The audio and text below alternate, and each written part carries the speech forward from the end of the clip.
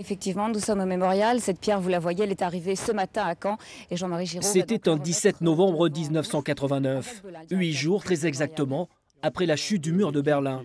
Un moment spécial, retransmis en direct sur la chaîne de FR3 Caen. Merci, monsieur le directeur.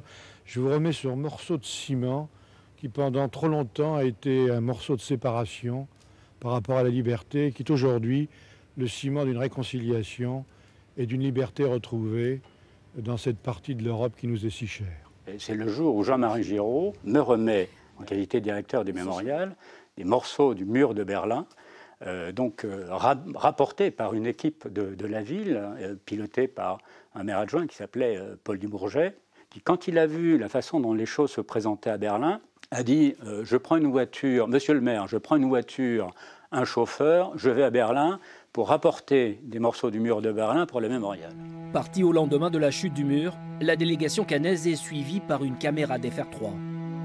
Un Vauport allume une bougie, lumière d'espoir sur le mur de Berlin.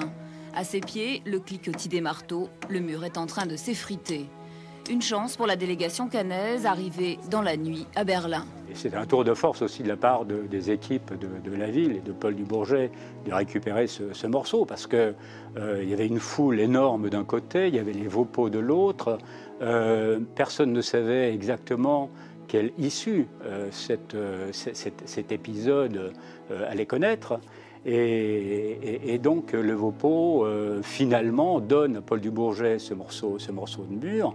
Alors bien évidemment, il n'allait pas venir avec un pan de 3 mètres, mais c'était extraordinairement symbolique.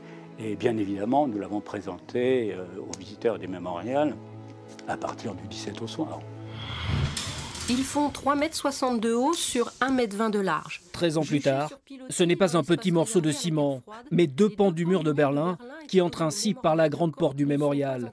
À peine sorti de terre, l'aile d'un nouveau bâtiment consacré à la guerre froide accueille donc ces objets ô combien précieux, offerts par un généreux donateur français. Il nous a donc fait don de ces 2 pièces absolument extraordinaires à une époque où les musées du monde entier demandaient des pans de murs et les achetaient très cher. Je dirais aujourd'hui 100 000 € le pan. Au mémorial, on n'avait pas 100 000 € pour acheter des pans du mur, mais on les voulait et on les a eus. À l'époque, nous étions tout à fait persuadés que, sans être un musée de collection, il fallait des objets majeurs, symboliques très forts. 30 ans après la chute d'un symbole de la guerre froide et de l'oppression, ces 2 pans du mur de Berlin sont à jamais inscrits dans l'histoire du mémorial de la paix.